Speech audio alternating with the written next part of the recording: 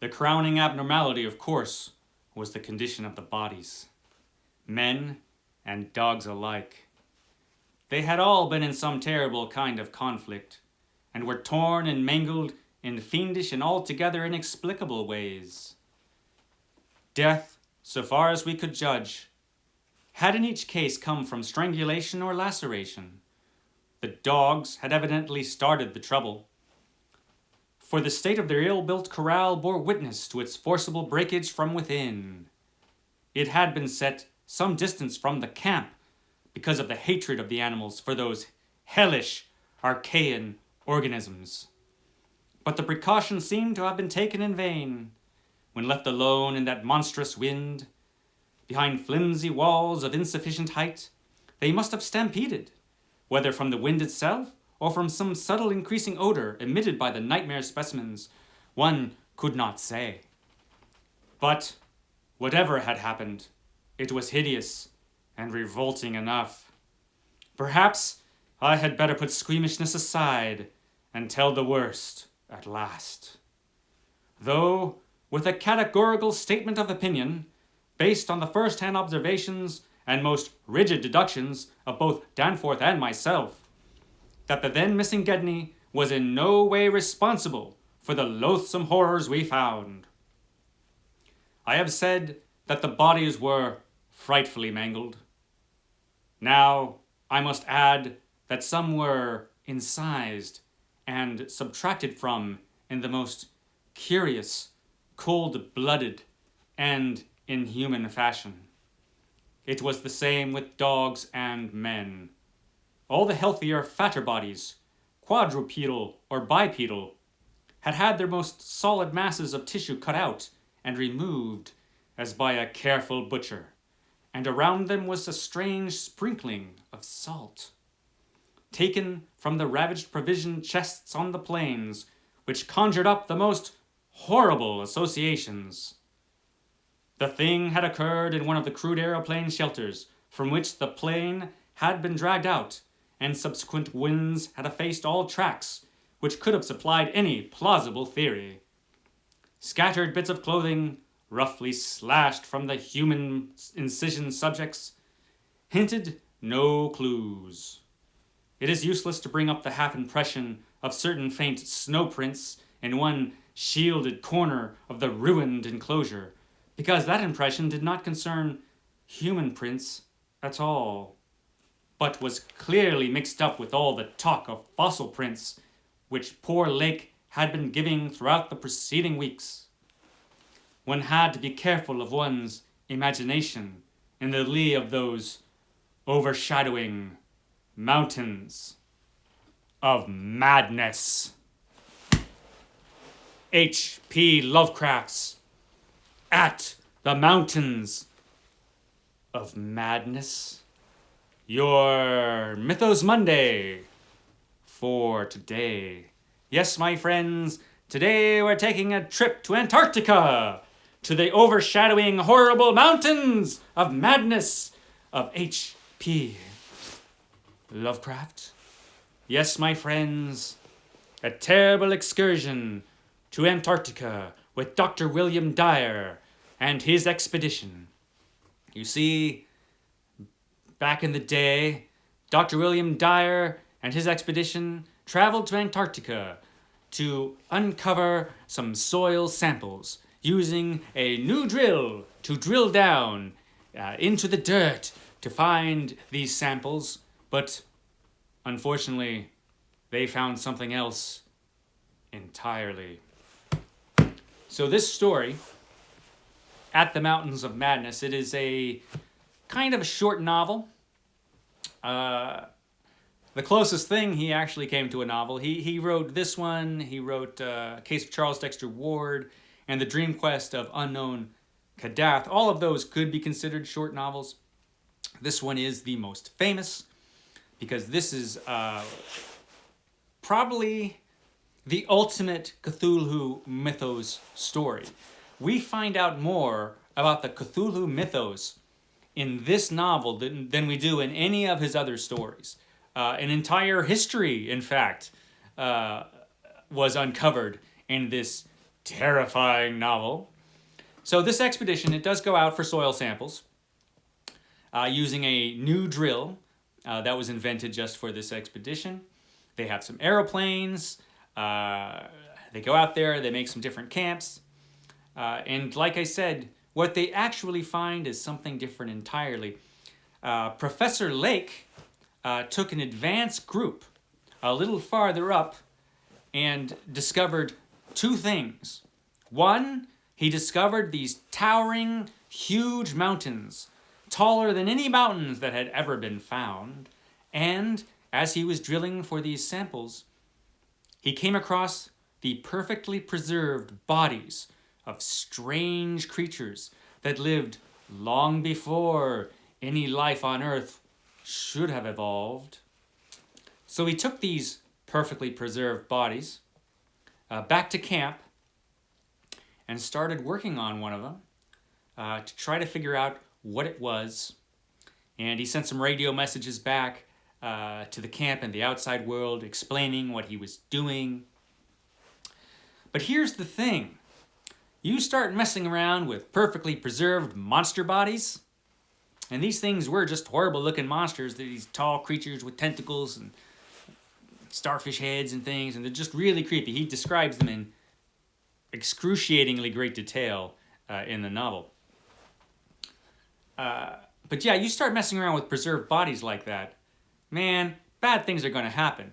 Of course, we know that now after seeing like a gazillion movies, but these poor guys, they didn't see any of those movies. So they went ahead and they started cutting away at these creatures.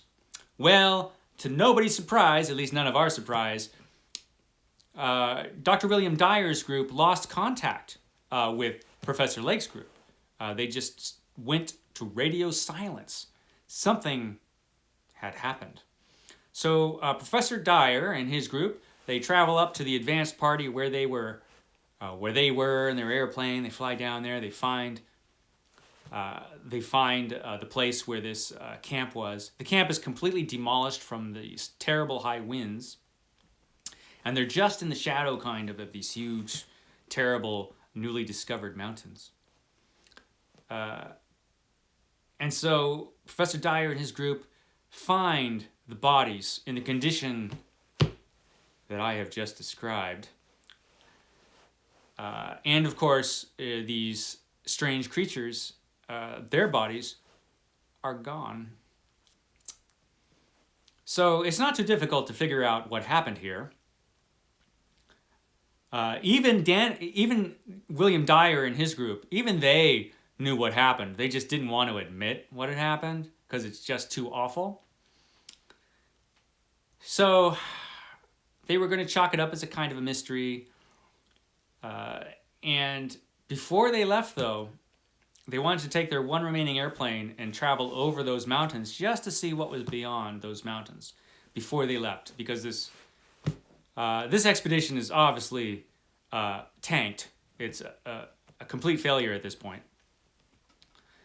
But before they go, they want to salvage something. So Dr. William Dyer and this guy Danforth, who flies the plane, they're going to fly over these mountains and see what's beyond the mountains. So normally when I'm talking about a Lovecraft story, this is kind of the halfway point. This is where I would stop so you can enjoy the rest of the story as a newly discovered, unspoiled story. But with the Mountains of Madness, there's so much in this story, I kind of have to continue a little bit. I will not tell you the conclusion of the story, the end of the story. I'm just going to sketch out a little bit of the details so you kind of get where this story is going and why this story is just so important in the Cthulhu mythos. So we know already, because we're smart Lovecraft readers and we have all seen a billion movies, that those creatures that were found perfectly preserved were of course still alive and took out that entire group, Professor Lake's group, and then left. We know that. So as Dr. William Dyer and Danforth fly over the mountains, when they just get over the top of the mountains, they see some weird stuff. At the top of the mountains, there's some cubes and some that are like these perfect cube shapes on top of the mountains and some caves. And as they fly over the mountains, they discover a city. An ancient city, far older than any city ought to be.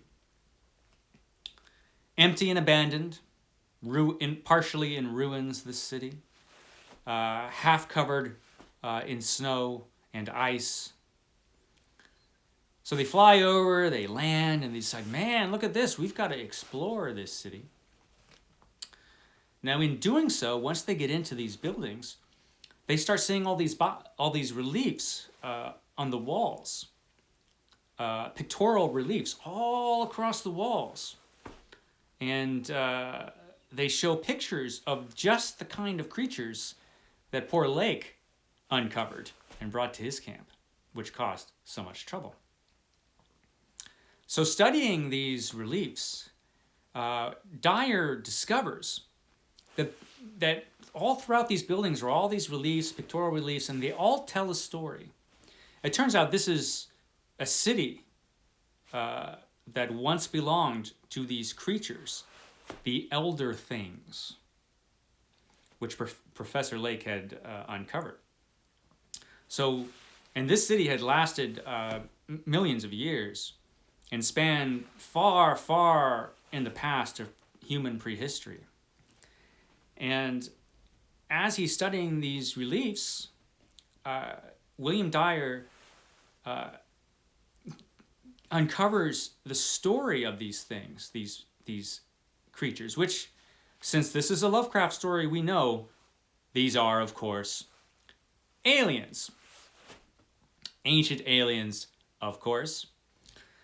And so he comes across this entire complex history, which I'm not going to give you because you need to read this story. Trust me, if you're gonna want to read this story, man. This story is amazing because it gives an entire history of these things and also a bunch of other Lovecraft monsters that you've already been introduced to. Monsters like our pal Cthulhu and those other creatures that we were just talking about last week in The Whisperer and Darkness. So we get this huge history of all of these extraterrestrial beings that Professor William Dyer kind of translates from these pictorial reliefs. And it's fascinating. And he even goes into the kind of social structure of the Elder Things. And this is where it starts to get interesting. Because at this point, this is the point where Lovecraft starts to stop being frightened by his monsters. And he starts to relate to them. By the end of this story, Lovecraft is telling you that these Elder Things, these monsters, are in their own way people. They're neither better nor worse than we are. They're just a different kind of people. As different as they are, as strange and terrible seeming as they are, Lovecraft looks beyond that and sees them as people. Now, this is H.P. Lovecraft we're talking about, the guy that was scared of everybody and everything that was different. This guy was literally terrified of everybody and everything that was different from him up to this point in his life. Here, at this point, he's looking beyond the monstrous outside to see what these things really are. People. And the fact that H.P. Lovecraft is able to do this is really kind of striking, considering the sort of fella that he was. So you can see Lovecraft's ideas changing at this point in his life. Now, he might have taken the scary out of the Elder Things, but don't worry. Something else happens towards the end of this novel. The Elder Things were kind of scary for a while, but now there's something else that they find. Some other horrible, monstrous creature that is like so much worse than the Elder Things, because this thing's genuinely bad. So we get monstrous horror on top of horror. And the ending of this novel is, trust me, fantastic. So I urge you, Lovecraft friends, grab your Lovecraft collections, take up the dreaded Necronomicon, and read At the Mountains of Madness by H.P. Lovecraft, because that is one heck of a story. Thank you, my friends, for joining me in the Antarctic, and I will see you once again tomorrow, because tomorrow is Tag Tuesday, and I do have a tag coming for you. And then later on this week, we've got the results of the BookTube spin. Hey, thanks, guys, for all of those kind book suggestions. I really appreciate it. So I'm going to be doing that. I'm going to be talking about a new series that I'm going to be doing. Well, 2 new series that I'm going to be doing, because I just can't get enough of talking to you folks. So thank you, guys, and have a great rest of your day.